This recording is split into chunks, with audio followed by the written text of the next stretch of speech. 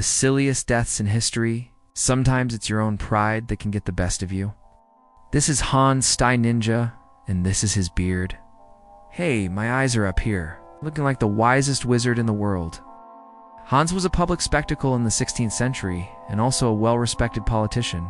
Because, I mean, come on, who are you going to vote for? Majestic and marvelous beard boy Hans, or the lame and lackluster clean-shaven Franz?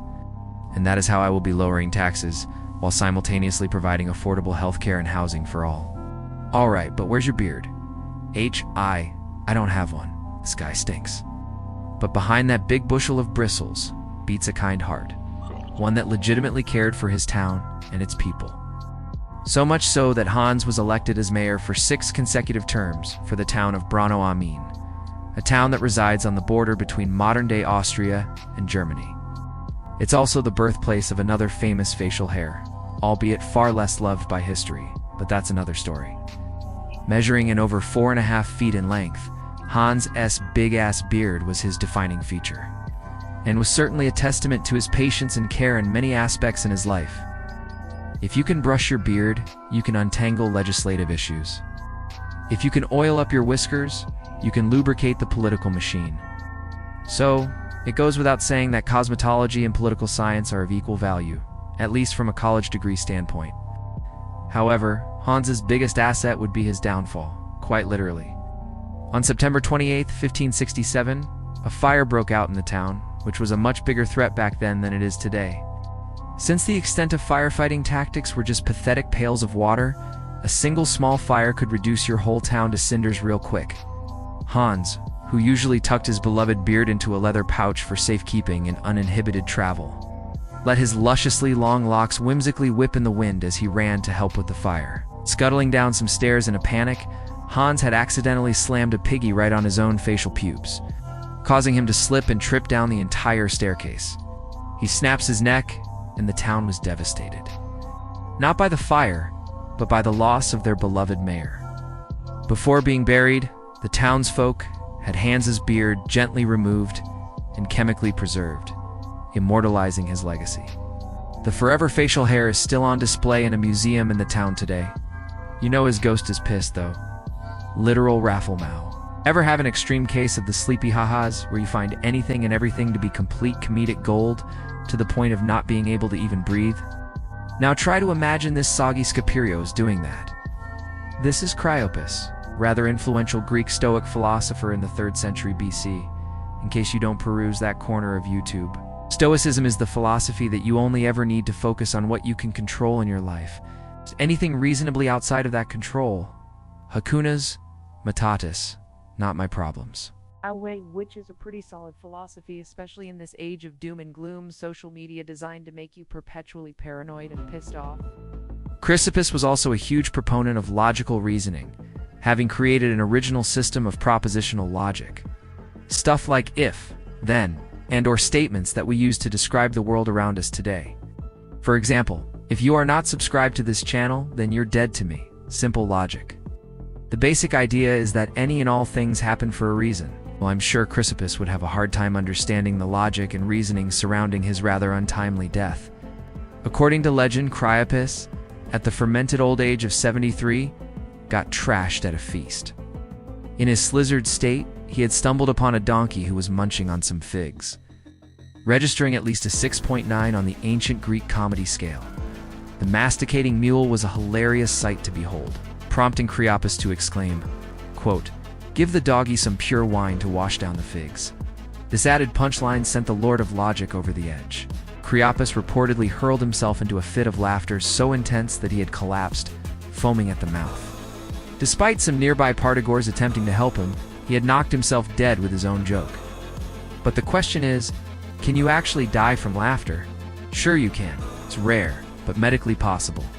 If you laugh your ass off to the point of it being an uncontrollable fit, that actually puts a lot of stress on your heart. So if you have a weak heart, you're probably going to exacerbate some underlying conditions, leading to a heart attack. You also have the possibility of losing consciousness if you laugh yourself out of breath for long enough. But you have to hear or see something exceptionally funny for that to happen. So don't worry, you're safe here. Now, of course, this recount of events is debated by historians. The guy who documented this particular death was ancient Greek biographer Diogenes Laertius, who lived a few hundred years after Chrysippus's death, so he was far from an eyewitness. Dwine's nuts. On top of that, he also wrote an alternative, more mundane account of the comical death, simply writing that Chrysippus died of alcohol poisoning after drinking too much undiluted wine, but guess he needed to spice some things up for his readers. Trial misfire. If there was ever proof that the universe has a cruel sense of humor, then it's the curious case of American lawyer and politician Clement Vallandigham. Howdy. Though he resided in the Union State of Ohio during the mid-1800s, Clement was adamantly against the Civil War, calling it, quote, a wicked, cruel, and unnecessary war. Which is fine, but being a member of the Copperhead faction of the anti-war Democrats, Clement was a very vocal Confederate sympathizer speaking out against President Lincoln and the abolition of slavery, to which Lincoln was all and sent him to the South to live amongst his Confederate companions. In 1863, Clement, who was clearly not about that life, snuck aboard a ship and shipped himself off to Canada before sneaking back to his home state of Ohio to perform rather inconsequential political mumbo-jumbo for the next few years. But after the war was over, Clement attempted to run on political platforms while still advocating for slavery. However, he suddenly switched his views with the Democratic New Departure policy of 1865, which basically 180 the Democratic Party stance on slavery once they realized that it fell out of favor in the public s. So being branded as a no-good slavery supporter for life meant the figurative death of his political career. Instead, he turned to a career in law, which would soon lead to his literal death. On June 17, 1871, Vallandigham met his demise while defending his client Thomas McGeehan, a young fellow accused of shooting and killing one Tommy Myers. Clement claimed that Myers had in fact not been murdered, but accidentally shot himself with his own gun while getting up to stand. And he blew a hole through his own tummy, just like Myers. Clement Vallandigham died just 12 hours later from his injuries. The verdict: not guilty. McGee was acquitted and was a free man until he was murdered a few years later, that is. Falls, then trip. You can tempt death all you like, but eventually he's going to get what's his. That's what big old Bobby Leach found out in 1926. Born in itty-bitty Britain, England in 1858, Leach grew up to be quite the daredevil. Unfortunately, most of Bobby's early life is lost to time, completely shrouded in mystery. We do know that around the 1880s, he had left boring old England for a more exhilarating life in the States. Apparently an excellent swimmer, Leach eventually landed a gig as a professional high diver with the greatest show on earth, the Barnum and Bailey Circus. There he performed daringly dangerous feats in front of thousands of eager onlookers. This had quenched the adrenaline-thirsty void in his life for a while. But eventually he retired from the circus life at the age of 50 in order to extend his life expectancy a bit. But that logic was tossed aside rather quickly, as in the early 1900s, Bobby decided to settle down as a humble businessman at Niagara Falls. That's a proper woe, isn't it? Initially content with just opening up a restaurant, Leach noticed the ever-increasing tourists flocking from afar to see a bunch of water spill over a cliff. So this gave him an idea. The daredevil was back. Between 1906 and 1911, Leach performed various stunts around the falls, including parachuting from the nearby Honeymoon Bridge to the river below. Over the years, Leach continued to push the envelope, coming up with more and more dangerous stunts to draw larger and larger crowds. Eventually, he faced his biggest challenge: the falls themselves. And on July 25, 1911, entombed in a customized giant metal barrel, Leach took the plunge and survived. Sure. He had gashed his forehead, broken his jaw, and all of his kneecaps, but he was still kicking. Bobby Leach became the second person to survive the trip, right behind 63-year-old Annie Taylor. After recovering in the hospital for several months, Leach became a celebrity.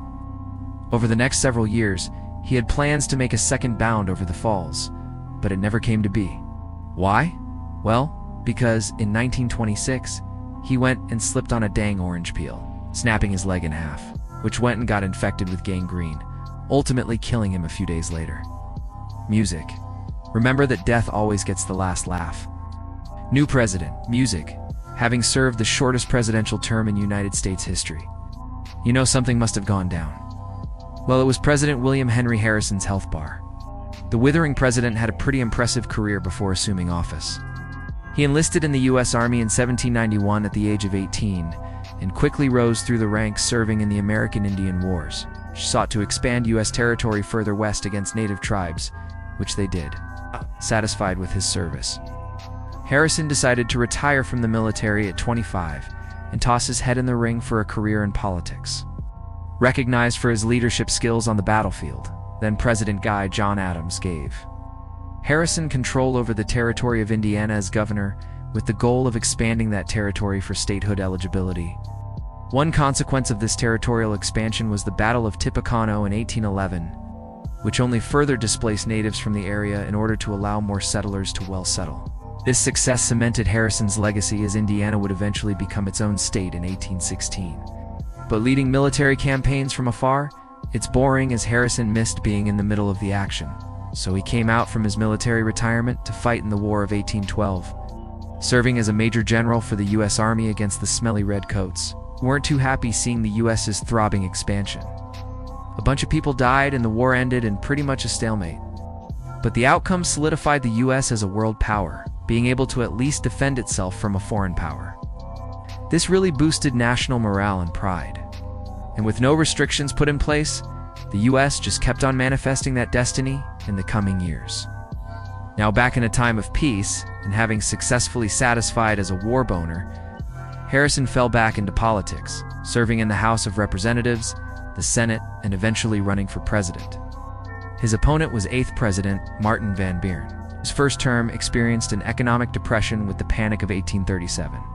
Of course, Van Buren was given the blame for the economic downturn, even though it began over a month before he was even in office. The economy stagnated, unemployment rose, and the people were properly pissed. So, it's no surprise that when seeking re-election, it was now Harrison who would be the favorite to win. Harrison won in a landslide. 234 electoral votes to Van Buren's 60, but that wouldn't matter in about a month. Elected in 1841 at the age of 68, Harrison was getting on in his years. Either a stubborn old goat or a complete idiot. He had the habit of being extremely underprepared for the weather. For example, he delivered his inaugural speech in the bitter cold and rain for 2 hours straight with no overcoat or weather-appropriate clothes. Connected with the subject is the character of the currency. The idea of making it exclusively metallic, however well-intended, appears to me to be fraught with, "Oh, this is gonna suck." Harrison continued to endure exposure to the elements over the next few weeks, eventually contracting a deadly case of pneumonia.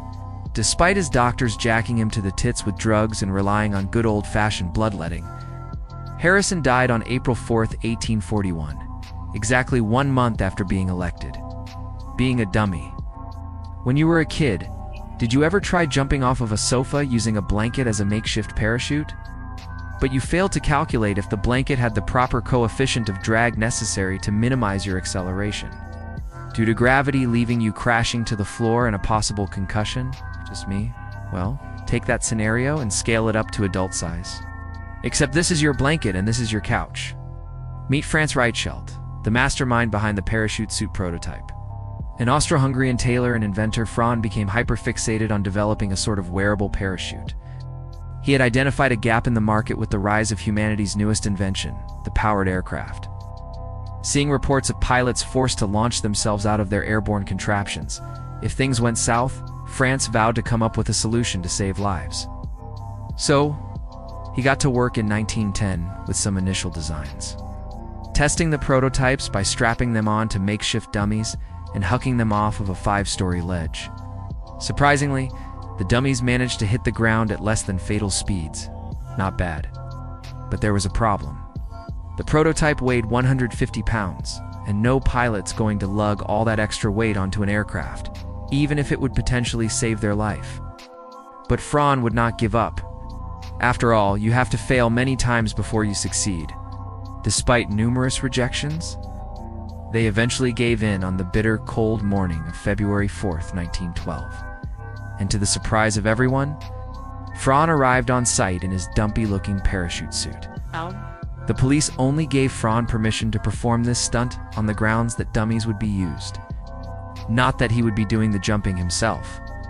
This guy was so confident in his invention, boasting to news journalists of how successful it was going to be. But apparently the police didn't feel like stopping him. So after a bunch of preparations, Reichelt made the leap, but his parachute suit failed to properly deploy. So the poor fella plummeted 187 feet to his death, achieving nothing but a frown-shaped dent in the cement. And so ends another silly video. I'm going to be making a part 2 to this sometime soon, so subscribe to see that in the near future. In the meantime, I think you're going to like this video here. Go watch it. I'll see you over there.